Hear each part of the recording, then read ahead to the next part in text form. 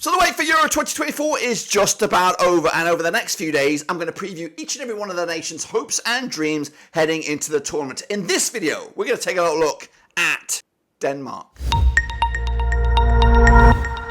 That's right, folks, back once again with another preview video. Today it is all about Euro 2024 and the hopes and dreams of a nation. We'll get into all of that and more in a second. If you're new, where you been, smash your subscribe button. Your one-stop shop for Euro 2024 is right here under one Ruski. We've got a lot of content coming at you over the summer for Euro 2024 and Copa America, so make sure you stick around for that by hitting the old subscribe and smashing the old likey. Today we're going to go exploring a nation's hopes and dreams, and we're going to get into that in a minute. Of course, big shout out once again to the VIPs. They are the patrons, of course. But anyway, let's get into it. Alrighty then, here comes the Danes. That's right, former winners of European Championship, and we'll explore their little history in a second. But of course, let's take a look at Denmark as a whole. That's right, coming at you as Group H winners, of course. And they qualified on the 17th of November 2023. Their previous journeys in the Euros have been, this would be their 10th appearance. They've been 9 in the past. And of course, they did win it. Way back, where is it? In 1992, that's right, goodness gracious me. They're currently ranked, according to FIFA, 21st in the world. That's, of course, when you include all the nations, not just Europe, but around the world. So 21st is pretty good. It's up there in of course, the top 32. Of course, their manager is Kasper Hulsmund. And, of course, the star man is going to be Rasmus Højlund. Of course, it's been formerly Christopher Eriksen, but now it's a new regime. This guy's the future, and he had a promising start to his Premier League campaign with Manchester United. Of course, had a bit of a dismal campaign themselves. But Rasmus Højlund and, of course, Kasper Hulsmund pulling the strings from the dugout are going to be a really difficult team to play against, of course. This is how they qualified. And, of course, they have qualified alongside fellow group member Slovenia out of Group H. Of course, they qualified out of Group H with 22 points, the same amount of points as Slovenia with the same amount of defeats. Pretty much identical record. The only reason why they're above them, I'm still trying to fathom why they're above them.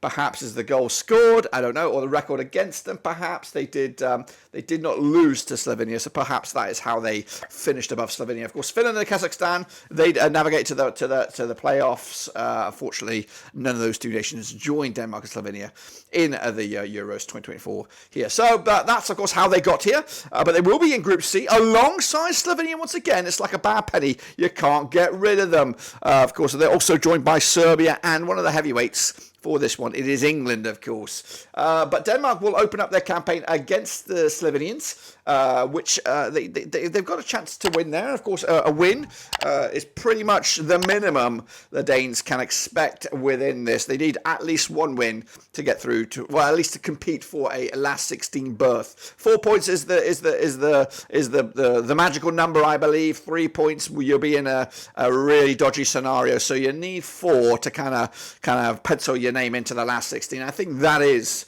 the ambitions at the moment for the Danes. Again, I'm trying to, as I bring these up here, I'm trying to rank them in regards to Europe. Where would I put the Denmark? Would I put them in the top 8? I don't think so. I don't think I'll put them in the top 8 at the moment. And again, we'll see my prediction for where the Danes will lie in this tournament. But the main game for them is do not lose against Serbia on the final day. If they were to beat Slovenia and maybe get something out of England's game with 4 points, then they should be in the driving seat for their own destiny for the end. So basically, if they were to come out of the first 2 games unbeaten or with 4 points perhaps, they win the game against Serbia, they are likely to top their group, and then they might be getting themselves a favourable position in the bracket. And that's, of course, crucial for the likes of Denmark, for the likes of England, perhaps. You know, you might kind of want to, I don't know, it's tactics, strategy. You might fancy a different way to the final. We saw England navigate a really dodgy pass in the World Cup in Russia to get themselves to a final. They had a favourable bracket there, so that could be in the Danes' hands.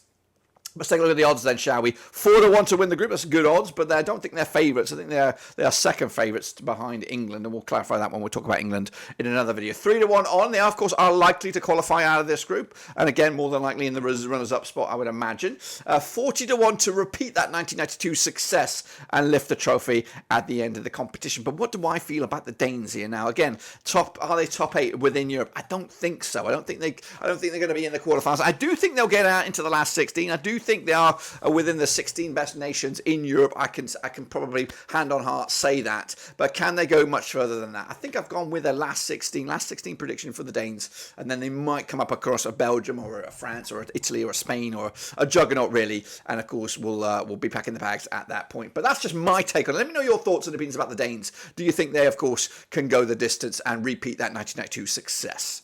Well, there you have it, folks. There you bloody have it. Of course, the hopes and dreams of a nation. What do you expect this nation to do in the tournament out this summer? Will they get out of the group? Will they go the distance? Let me know your thoughts and opinions down below. Of course, make sure you, of course, stick around to the channel. We've got plenty of content for Euro 2024 and Copa America this summer. So I want you to be well in tuned for that. But until then, guys, we're back tomorrow with some more content. Until then, subscribe, smash the like, and of course, we'll see you soon for the next one.